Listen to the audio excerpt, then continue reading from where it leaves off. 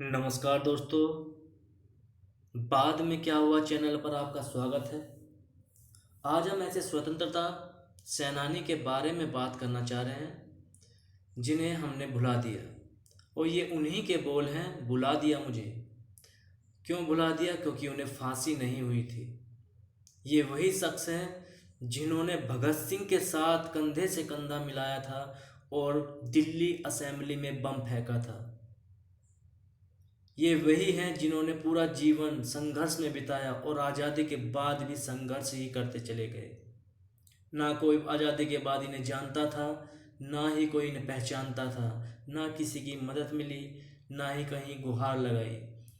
और तो और कहीं पर तो इन्हें स्वतंत्रता सेनानी होने का प्रमाण पत्र भी देना पड़ा था। एक पत्रकार ने लिखा था कि जब ये अंतिम क्षणों में दिल्ली अस्पताल में पड़े थे, उन्होंने लिखा था, क्या दत्त जैसे क्रांतिकारी को भारत में जन्म लेना चाहिए? परमात्मा ने इतने महान सूरवीर को हमारे देश में जन्म देकर भारी गलती की है। खेद की बात है कि जिस व्यक्ति ने देश को स्वतंत्र कराने के लिए प्राणों की बाजी लगा दी, जो फांसी से बाल बाल बच गया, वह आज नितांत दयनीय स्थिति में अस्पताल में पड़ा एड़ियां रगड़ रहा है और उसे पूछने वाला कोई नहीं है। ऐसा क्यों हुआ? देखते हैं इस वीडियो में। उसके बाद क्या हुआ?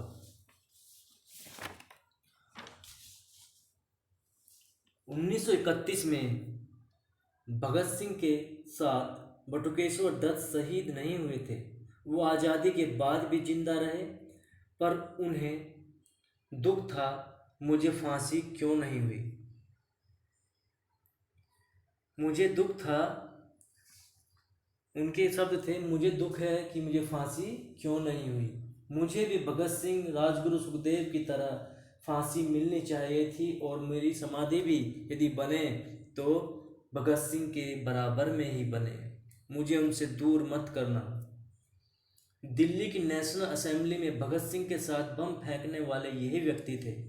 बम फेंकते समय भगत सिंह ने कहा था, अगर बहरों को सुनाना हो तो आवाज़ जोरदार करनी होगी। दोनों पकड़े गए। उन्होंने अपनी आप गिरफ्तारी दी, पर भगत सिंह को फांसी हुई, दत्त को काला पानी की सज़ा मिली। उन्हें अंडमान की जेल में बंद करा दिया गया। वहाँ उन्हें टीबी की बीमारी से ग्रस्त होना पड़ा। और भगत सिंह, राजगुरु सुखदेव की फांसी के बाद 20 साल बाद जब देश आज़ाद हुआ, उन्हें भी रिहा कर दिया गया। रिहा करने के बाद उनके साथ क्या हुआ, ना ही कोई जानता है, ना ही किसी ने जानने की कोशिश की। दिल्ली पहुंचने पर उन्हें पत्रकारों से कहा था, जब वे दिल्ली पहुंचे उन्होंने पत्रकारों से कहा था, जब बीमारी की हालत में थे, मैं सपने में भी नहीं सोच सकता कि उस दिल्ली में मैंने जहां बम डाला था वहां एक अपाहिज की तरह स्ट्रेचर पर लादा जाऊंगा। ये उनके अंतिम शब्द थे जब वे सरकारी अस्पताल में पड़े थे। उनके जीवन से कुछ पल जो बहुत महत्वपूर्ण रखते हैं हम आप तक पहुंचाना चाहेंगे। आज़ादी के बाद उन्हें रिहा कर दिया गया और भुला दिया गया। जिसने अपना सारा जीवन आज़ादी में लगा दिया उसे भुला दिया गया। जीवन यापन के लिए उन्होंने एक सिगरेट की कंपनी में काम किया और इसके बाद एक बिस्कुट की फैक्ट्री भी लगाई थी। इतना बड़ा क्रांतिकारी देश की आज़ादी के बाद भी यूँ भटकता रहा, कभी बिस्कुट की फैक्ट्री खोलता रहा, कभी सिगरेट बीड़ी की कंपनियों में काम करता रहा, भटकता रहा, पर कोई उसे याद करने वाला न था, क्योंकि उसे फांसी नहीं मिली थी। क्या फांसी मिलने वाले को ही शहीद माना जाएगा? क्या उसे उनका संघर्ष नहीं था? वे भी भगत सिंह के साथ कंधे से कंधा लगाकर बराबर लड़ रहे थे, पर उन्हें भुला दिया गया। ऐसे बहुत से क्रांतिकारी हैं। क्या भगत सिंह के अलावा दो और थे, राजगुरु सुखदेव, कभी पूछे जाते हैं? नहीं।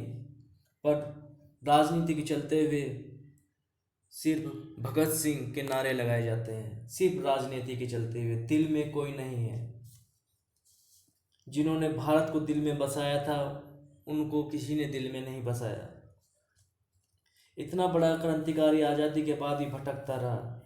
एक बार तो पटना में बसों के लिए परमिट मिल रहे थे, इसके लिए दत्त ने भी आवेदन किया। जब वे पटना कमिश्नर से मिले तो उन्हें सेनानी यानी कि स्वतंत्रता सेनानी होने का प्रमाण पत्र मांगा गया। इससे बड़ी विडंबना क्या हो सकती है। प्रमाण पत्र मांगा गया। अंत में गंभीर हालत में पटना के सरकारी अस्पताल में भर्ती कराया गया और बाद में मित्र चमनलाल ने दिल्ली में भर्ती कराया गया। दिल्ली में भर्ती कराया।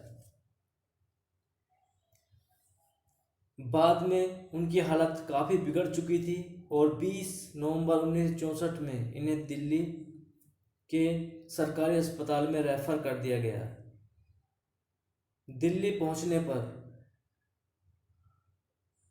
इन्होंने पत्रकारों से कहा था, मैं सपने में भी नहीं सोच सकता कि उस दिल्ली में मैंने जहां बम डाला था वहां एक अपाहिज की ज़िंदगी जीऊँगा और स्ट्रेचर पर लादा जाऊंगा।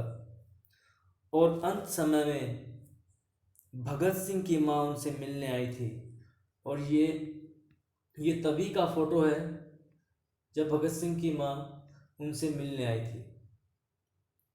इस साइड में देखिए, लेफ्ट हैंड पर भगत सिंह की माँ है और स्ट्रेचर पर बटुकेश्वर दत्त है। इस हालत में लास्ट में अंतिम क्षण में पाए गए थे।